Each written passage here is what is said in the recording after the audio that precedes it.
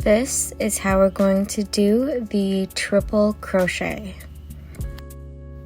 We're going to yarn over 2 times, insert your hook, pull up a loop, and you will have 4 loops on the hook. Now we're going to pull through 2, pull through 2, and last one, pull through 2.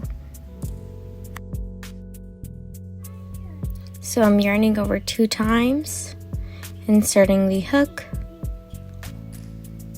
pulling up a loop, and now we have 4 loops on the hook, and we're going to pull through 2 loops, pull through 2 loops, and last one, pull through 2 loops. And now you've completed the triple crochet.